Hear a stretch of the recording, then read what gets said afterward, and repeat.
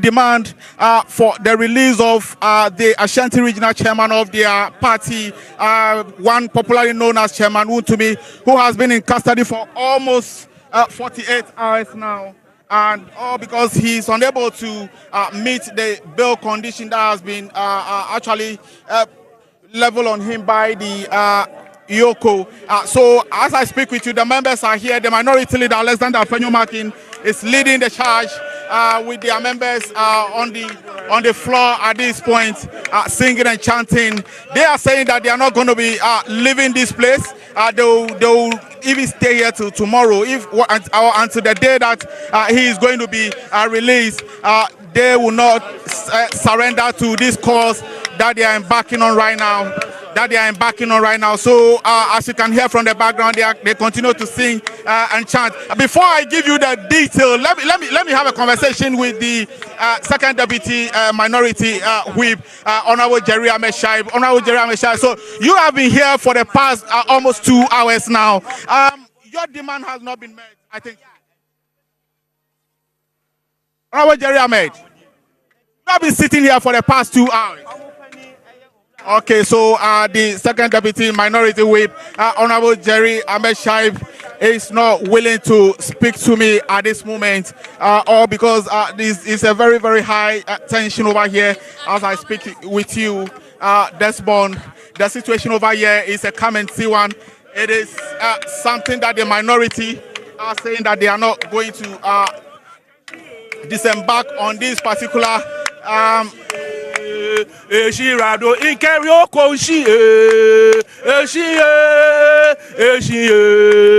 Eshirado Ikeryoko Ameshira Rekayoko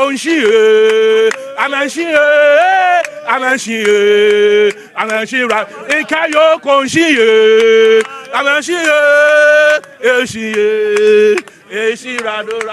All right, so Desmond, what you are hearing is a clear indication that the grounds here is not an easy one at all.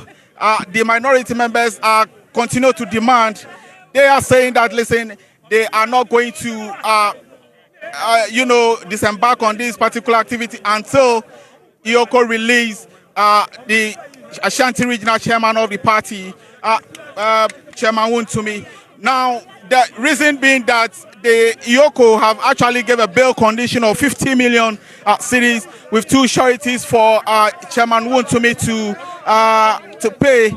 But till now, since yesterday, this indication came, Chairman Wontumi is still unable to meet the bail requirement.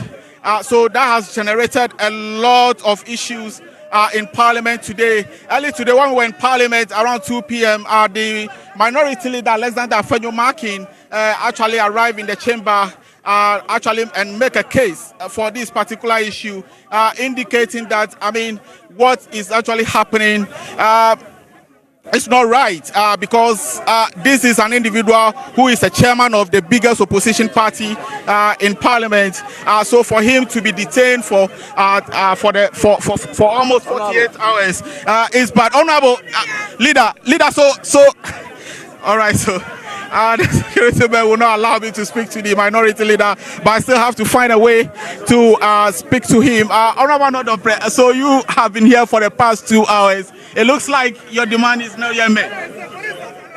Honorable Nodopre, you have been here. You sat on the floor for the past 2 hours. This is unusual of you members of Parliament, but this is what you have done. What is the reason? This is work in progress. It is work in progress. Till now, your demand has not been made. This is work in progress. We are on. So how long are you going to be staying here, Honorable? Well, it depends. I don't have to disclose all my strategies to you. So we are on. But you are going to be occupying this place for you. You've actually blocked the entire street, and there's no movement of vehicle over here as well. It is legitimate. For a legitimate cause. That it is for a good cause. What are your demands from the EOCO? They should just give him a self-recognizance bail. It's as simple as that. 50 billion, I'm asking you, in recent times, have you heard anybody being asked to provide 50 billion worth of property before the person is granted bail? And this is an exposed person, a politically known person. It's not somebody who is not known. So you could see that there is some other motive behind what they are doing. And so we will do everything permissible within law to ensure that they resort to a civil approach. This is draconian, it is strange, totally barbaric. And so whatever we have to do to ensure the right thing is done, we will do it. Honorable, I realize that you've had several engagements with the leadership of the security detail over here. What have they been telling you, sir? Well, they're not saying anything significant. They're just saying that the authorities, the leadership of the EOCO are not available. But we know the games they are playing. So it's fine. It's fine with us. As long as they continue to play games with you, you will continue to remain here. It all depends. It depends. All right, so that's the Member of Parliament for Nsawo Meduajuri, Honorable Frank Anodompre, speaking to us on the developments. Severally, they've been able to meet with the leadership of the security detail over here, but it doesn't look like they've been able to make any headway. So they insist that they are going to remain seated on the floor over here until their demand is met. So I'll quickly want to engage a few other members of parliament. I've seen Honorable Patricia PJ over here. Let me quickly, Mama Pat. So you have been here for almost 2 hours now, demanding the release of the Ashanti Regional Chairman. For how long are you going to be staying over here? And moreover, this is unusual of you, Mama Pat, as you know. I don't think your question is, we are here together. It's not about my individual interest, because I cannot sit down unconcerned when one of us is being mistreated. One of the things that we should all know, that the law is made for the whole citizenry. So we cannot understand why, when it comes to one single individual, you have to vary it to make it look like the person wants to run away. When the person came voluntarily to report on this issue, had it not been the Rambo style with which they arrested him, I don't think he wanted to run away. And after all, what is the crime that he has committed that will warrant 50 million of properties? It's not fair. I cannot just look on and have one of us being mistreated that way. I think we have to behave. You know, to borrow NDC words, we are not living in banana republics where anyway we can do whatever we like. The law must prevail. And then the kind of discrimination, you know, it's imbibed in our constitution that nobody should be discriminated against. So it is our duty to sit and ensure that the government acts well, our democracy is not challenged, and then we each and every member of this country is treated fairly. But Mama, do you foresee any political influence in this particular issue that we're having right now at hand? I don't know what you call political influence, because obviously it's the government apparatus that has arrested him. Right. So the Minority Chief Whip, Honorable Anodompre, is about to address the media. So we may have to stand by for that. We have one or two statements to put out. And Let's go back. I'm reading this for and on behalf of the entire 88th Infantry Battalion, and that is the minority. Ladies and gentlemen, we have walked here today not merely as members of parliament, not merely as representatives of the minority, but as concerned citizens who refuse to stand idle while the pillars of justice, fairness, and human decency are being torn apart under our very noses. Ladies and gentlemen, the events of the past few days have cast a dark and chilling shadow over the state of our democracy. What happened to Mr. Bernard Antwi Boasiako, known as Chairman Wontumi, is nothing short of a national disgrace.